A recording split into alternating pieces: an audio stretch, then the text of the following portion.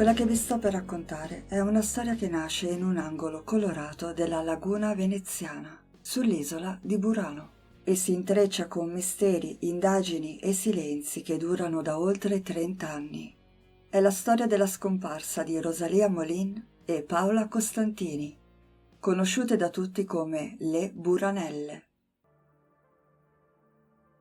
È il 27 ottobre 1991. Rosalia Molin ha 25 anni, capelli scuri, occhi profondi e un sorriso delicato. Vive con la famiglia. Da qualche mese ha chiuso una relazione burrascosa con un uomo e ha iniziato una nuova frequentazione. Paola Costantini è la zia di Rosalia, ma hanno solo 4 anni di differenza. Lei ne ha 29, capelli biondi, uno sguardo vivace e un sorriso contagioso. Le due sono inseparabili. Più che zia e nipote, sono amiche, sempre insieme. Entrambe lavorano come collaboratrici domestiche presso 2 famiglie veneziane. Vivono a Burano, un'isola della laguna di Venezia, celebre in tutto il mondo per le case dai colori intensi. Quella domenica pomeriggio di fine ottobre le 2 ragazze non hanno molta voglia di uscire, ma all'ultimo decidono comunque di andare al cinema a Jesolo sulla terraferma. Paola esce dalla sua casa colorata di verde chiaro, sorride al fratello Lino che si trova in giardino. Raggiunge la nipote e partono insieme in vaporetto. Sull'isola le auto non circolano, ci si muove solo a piedi o in barca. Con loro c'è anche Nicola, il fratello 17enne di Rosalia, diretto al lavoro in un ristorante a Ca Savio. Alle 17:40 sbarcano a Tre Porti. Salgono sulla Fiat 126 di Rosalia, parcheggiata nello spiazzo vicino al porticciolo. Dopo pochi metri, però, l'auto inizia a dare problemi e si ferma. Scendendo dalla macchina, scoprono che una ruota ha 3 bulloni allentati. Il piazzale di Tre Porti è vuoto, è già quasi buio, ma l'aria è mite. Mentre valutano cosa fare, arriva una Diane azzurra. Da lì scende l'ex fidanzato di Rosalia insieme a un amico. Si propone di accompagnarli, ma le 2 ragazze rifiutano. Rosalia non vuole avere niente a che fare con lui. Nicola invece deve andare a lavorare e accetta il passaggio. La Diana azzurra se ne va e Rosalia e Paola rimangono da sole. Da quel momento scompaiono fino a oggi per sempre. Verso le 22:30 Nicola torna a Tre Porti per prendere il vaporetto che lo riporta a Burano. La Fiat 126 della sorella è ancora parcheggiata nello stesso punto e lì incontra di nuovo l'ex fidanzato che gli chiede se ha visto Rosalia. Ma Nicola risponde di no. Ha appena finito di lavorare e vuole solo tornare a casa. Si salutano e una volta a casa scopre che la sorella non è ancora rientrata. È ormai notte fonda e le famiglie iniziano a preoccuparsi. Le 2 ragazze non hanno avvisato che sarebbero rimaste fuori tutta la notte. La mattina dopo si recano in caserma per denunciare la scomparsa, ma gli agenti li ascoltano con estrema leggerezza. Non si allarmano minimamente. Le 2 ragazze non sono minorenni e torneranno quando ne avranno voglia. In più, aggiungono, si stanno preparando per il servizio d'ordine di una partita di calcio e non hanno né tempo né personale da impiegare per le ricerche. I familiari logicamente non sono d'accordo. Zia e nipote avrebbero sicuramente chiamato per far sapere i loro spostamenti o eventuali cambi di programma. Non sono affatto tranquilli, ma non possono fare nulla per costringere le forze dell'ordine a intervenire. Si sentono impotenti. Passano i giorni e le ragazze non tornano. I familiari iniziano a cercarle ovunque, chiedono a conoscenti e amici, si aggrappano a ogni possibilità. Poi finalmente la polizia prende in carico la denuncia e attiva le ricerche, ma ormai è passato troppo tempo. Durante le prime indagini gli inquirenti propendono per l'ipotesi di un allontanamento volontario. Parlano con una donna che lavora in un bar vicino al porticciolo di Tre Porti. Dopo che l'ex fidanzato e Nicola sono saliti sulla Diane azzurra, guidata da un amico, le 2 ragazze sarebbero entrate nel bar. Hanno bevuto qualcosa, racconta la barista. Sembravano tranquille e osservavano fuori dalla finestra. Poi, ma il dettaglio resta incerto, una volta uscite si sarebbero dirette verso una cabina telefonica poco distante e forse guasta. E infine, dicono altri testimoni, sarebbero salite su un'auto scura, forse una Golf targata Brescia. Nessuna di queste testimonianze però viene mai confermata. Gli agenti controllano le camere delle ragazze in cerca di possibili indizi e su una pagina del diario di Paola trovano trascritta una canzone di Claudio Baglioni, Io me ne andrei. È un brano molto noto, trasmesso spesso alla radio in quegli anni, ma per gli inquirenti rappresenta un segnale evidente del desiderio di andarsene. In quei giorni arriva anche la testimonianza di un tassista. Dice di averle caricate nel pomeriggio della scomparsa e di averle portate verso le 19:40, cioè un'ora e mezza dopo essere state viste al bar, in un locale famoso di Jesolo, a 20 chilometri da Treporti. Il tassista sostiene di ricordarle alla perfezione, ma ormai molti giornali stanno già parlando del caso delle Buranelle e i dettagli sul loro abbigliamento sono noti a tutti. Il tassista fa riferimento anche a una collana che secondo lui indossava Rosalia, una collana d'oro giallo con una medaglietta ondulata raffigurante la Madonna. Ma i familiari smentiscono. Rosalia non ha mai avuto una collana del genere, portava invece una croce celtica. Inoltre quella stessa sera, proprio in quel locale, stava suonando anche il cognato di Rosalia, musicista, marito della sorella maggiore Patrizia.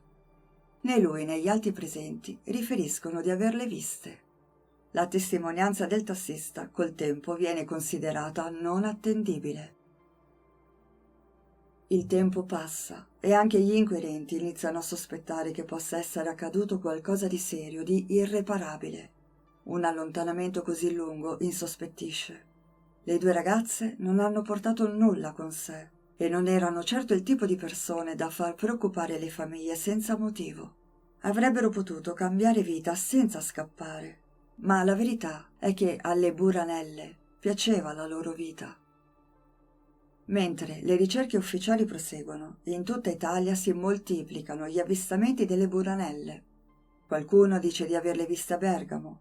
Una gioielliera afferma di averci parlato il 9 novembre 1991 e un carabiniere pensa di riconoscerle in piazza a Cremona, ma la moglie lo convince a non avvicinarsi. Intanto prende piede un'ipotesi inquietante. Rosalia e Paola si sarebbero unite a una setta. I familiari seguono le indicazioni di un prete veggente, si spingono fino a Sassari senza esito. Le segnalazioni continuano, c'è chi dice di averle viste a Genova e chi a Torino. Alcuni raccontano che Rosalia avesse iniziato a frequentare sedute spiritiche e a interessarsi all'occultismo. Si vestiva sempre di nero e aveva persino riverniciato la sua auto con una bomboletta. Tutte queste segnalazioni e informazioni però non portano a nulla di concreto.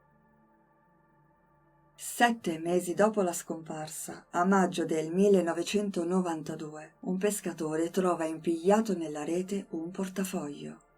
Si scopre che appartiene a Paola Costantini. La cosa sorprendente è che è perfettamente conservato, come se fosse rimasto in acqua per pochi giorni. All'interno ci sono ancora le foto, i documenti, persino una giocata del lotto, tutto integro e ben leggibile. Il portafoglio si è impigliato nella rete in un luogo non lontano da Treporti. Chi l'ha gettato in acqua lo ha fatto molto tempo dopo la scomparsa. Perché tenerlo così a lungo? Oppure qualcuno l'ha trovato e per paura di essere coinvolto in un caso tanto grave ha preferito disfarsene? Nel periodo del ritrovamento del portafoglio arriva anche una lettera anonima al Gazzettino che invita gli inquirenti a sospettare dell'ex fidanzato di Rosalia. In realtà i sospetti su di lui erano emersi fin da subito, soprattutto da parte delle famiglie Molin e Costantini.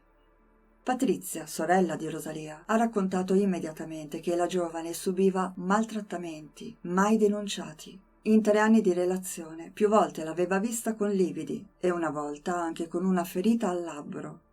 Patrizia è convinta che lui non abbia mai accettato la fine del rapporto e che la nuova frequentazione della sorella lo abbia spinto ad agire nel peggiore dei modi. Per lei Rosalia è stata eliminata, un femminicidio, anche se nel 91 quella parola ancora non esisteva. Inoltre, l'ex fidanzato, che lavorava come buttafuori in una discoteca, aveva già diversi precedenti penali. Il procuratore aggiunto di Venezia invita i giornalisti a non diffondere il nome del sospettato, anche se ormai è noto a tutti, e per 9 lunghi anni porta avanti le indagini sulla scomparsa di zia e nipote. La ricostruzione ufficiale racconta che le 2 Buranelle e Nicola arrivano a Treporti alle 17:40 circa con il vaporetto. La Fiat 126 di Rosalia, parcheggiata lì vicino, ha 3 bulloni della ruota allentati. Subito dopo arriva l'ex fidanzato di Rosalia, insieme a un amico che chiameremo M, a bordo di una Diane azzurra, e si offre di aiutare. Rosalia e Paola entrano nel bar, mentre M accompagna gli altri 2 fino alla Renault 5 dell'ex fidanzato parcheggiata sotto casa sua. L'ex accompagna Nicola al lavoro, poi si reca nella propria abitazione, lascia il cappotto, indossa un giubbotto, prende alcuni attrezzi e torna al porticciolo per sistemare la ruota. Ma le ragazze non ci sono più. Non tocca la macchina e si sposta a casa del fratello a Jesolo, dove si trova anche la cognata. Intorno alle 22:30 riappare al porticciolo per controllare se Rosalia è tornata per prendere il vaporetto verso Burano. Lì incontra di nuovo Nicola, che ha appena finito il turno. I 2 parlano, lui chiede se ha visto la sorella, ma Nicola risponde di no. Si salutano e l'uomo fa ritorno a Jesolo, a casa del fratello, dove rimane fino al mattino. Questa è la versione fornita agli inquirenti, ma emergono diverse incongruenze. M, che è un militare, dichiara di non essere amico dell'uomo, ma solo un conoscente. Hanno amici in comune e si sono incontrati per caso quel pomeriggio. Invece, l'ex di Rosalia sostiene di essere andato apposta da M per lasciargli una videocassetta e di avergli chiesto poi di accompagnarlo a Treporti, nella speranza di incontrare la ragazza. Ma come faceva a sapere che sarebbe arrivata proprio in quel momento? Secondo Patrizia, non si è trattato di una coincidenza. Qualcuno sull'isola potrebbe avergli riferito i movimenti delle 2 ragazze. E poi c'è un'altra domanda che da anni non ha risposta. Chi ha allentato i bulloni della 126? Pare che, nei primi giorni, quando si ipotizzava ancora un allontanamento volontario, non siano nemmeno state cercate impronte digitali sui cerchioni dell'auto. L'ex fidanzato vive in una casa isolata, divisa in appartamenti. In uno di questi abita la proprietaria dello stabile, che un giorno, parlando con Patrizia, afferma di averlo visto lì, insieme alla sua auto, proprio la notte del 27 ottobre, una presenza che farebbe traballare il suo alibi. Lui aveva dichiarato di essere rimasto a casa del fratello tutta la notte, eccezion fatta per l'uscita delle 22:30, quando sostiene di essere andato al porticciolo a cercare Rosalia.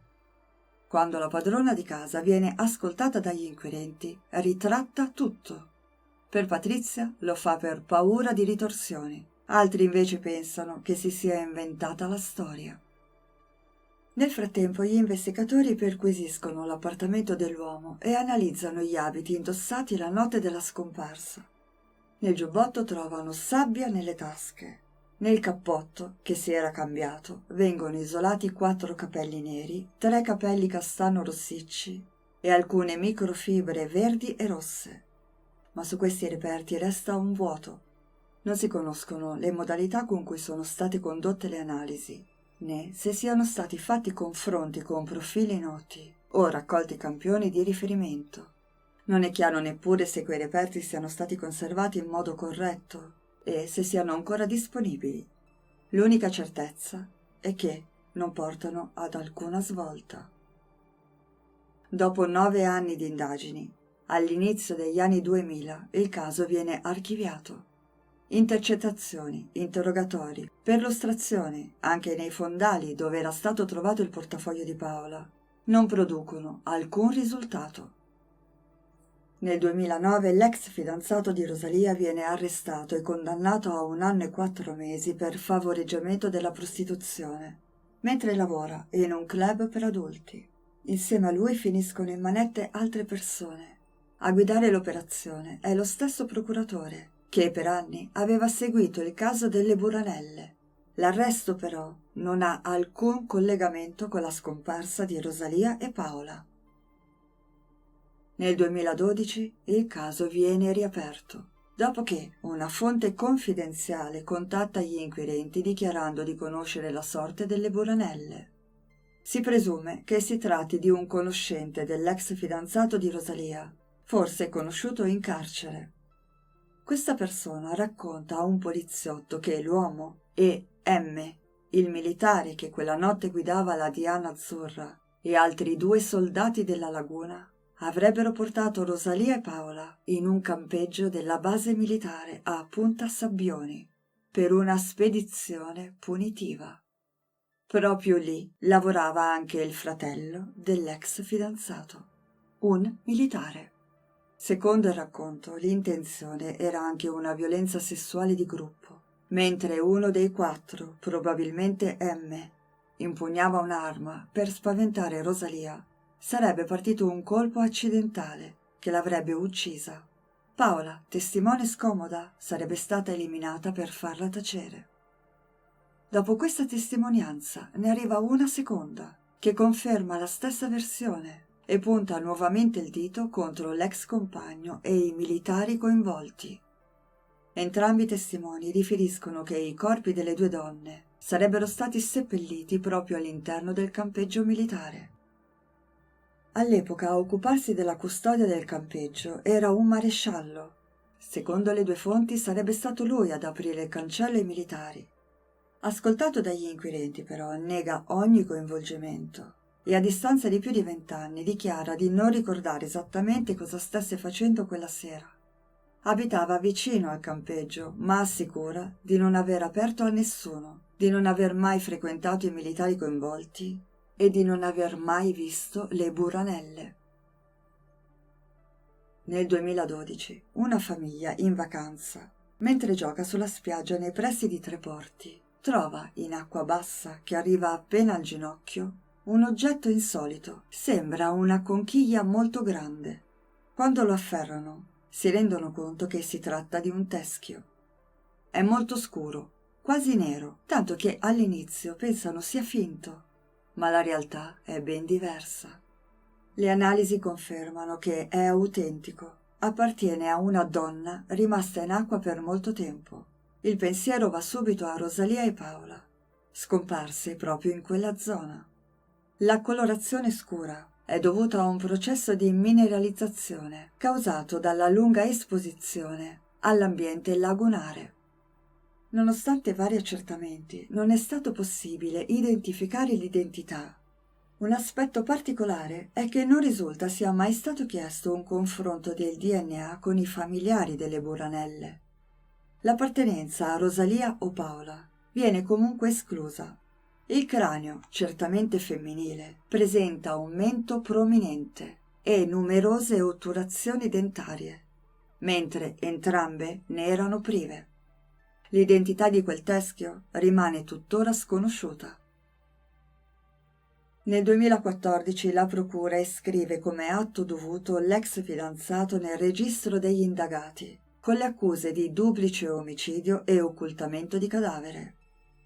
Nel campeggio militare di Punta Sabbioni vengono avviati degli scavi, supportati da georadar, per cercare i corpi, ma senza alcun risultato. Le ricerche proseguono anche nella sabbia, nei pressi di un bar nella zona di Cavallino Treporti. Secondo Lino, fratello di Paola, molte aree del campeggio non sono mai state esaminate a fondo. Intervistati da alcuni giornalisti, sia l'ex fidanzato che M si mostrano particolarmente nervosi e aggressivi. Lui nega di essere mai stato fidanzato con Rosalia, sostenendo di aver avuto con lei solo rapporti sessuali, come con molte altre, e afferma che Patrizia, la sorella, si sarebbe inventata tutto, comprese le violenze.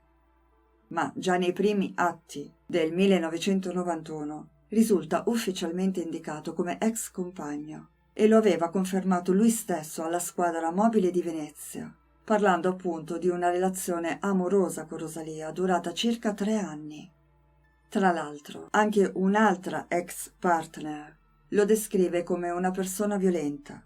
Racconta che l'avrebbe aggredita fisicamente mentre era incinta di lui. Per i familiari non ci sono dubbi. Un uomo così è sicuramente anche il responsabile della scomparsa di Rosalia e Paola. Sono convinti che non abbia agito da solo e che nelle testimonianze dei 2 informatori, che parlano di un coinvolgimento di gruppo all'interno della zona militare, ci sia molta verità. L'unico modo per arrivare a una condanna, dicono, sarebbe ritrovare i loro resti. Se venissero scoperti nei luoghi indicati, risalire ai responsabili non sarebbe difficile. E, per quanto nel tempo gli inquirenti siano stati cortesi, ritengono che non sia mai stato fatto abbastanza. Una vicenda troppo intricata, segnata da depistaggi e false testimonianze e, secondo le fonti, condizionata dalla presenza della forza militare italiana.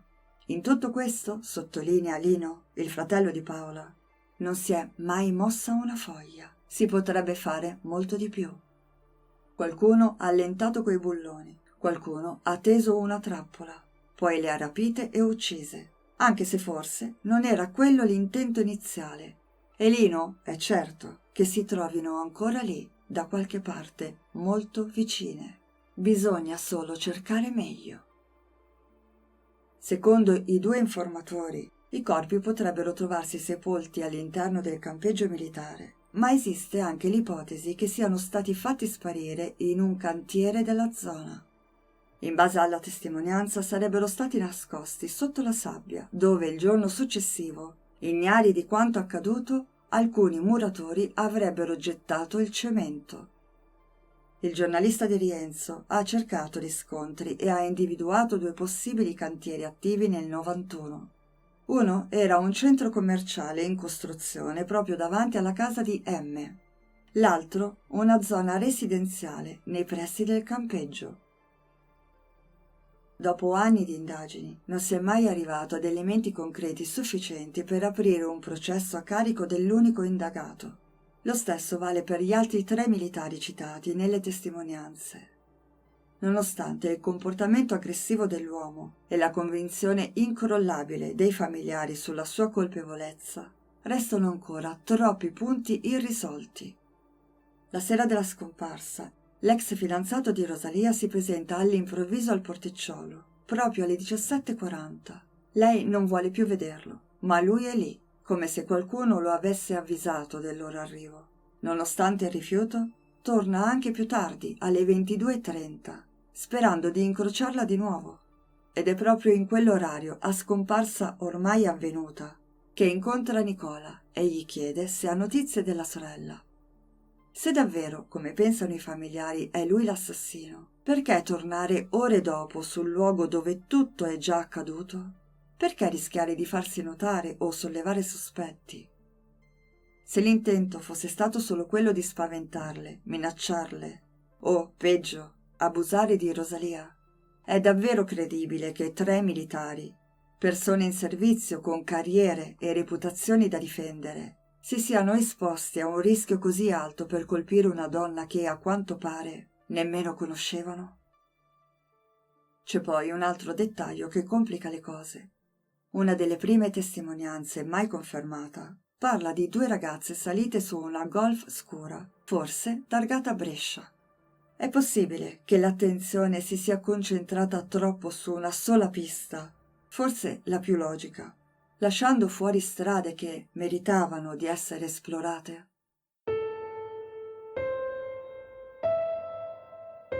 Ancora una volta i familiari pretendono che il caso venga riaperto. A quasi 34 anni di distanza, chiedono che vengano ascoltati i 2 informatori. che si apra davvero un varco nel muro di silenzi. Sperano che chi sa qualcosa trovi finalmente il coraggio di parlare. Sono convinti che una persona non possa aver fatto tutto da sola. Rapire, uccidere e far sparire 2 donne in una sola sera. Forse ci sono ancora piste mai battute, dettagli ignorati, indizi trascurati. I familiari lo ripetono da anni. Viviamo come se fossimo gravemente malati e possiamo guarire solo sapendo.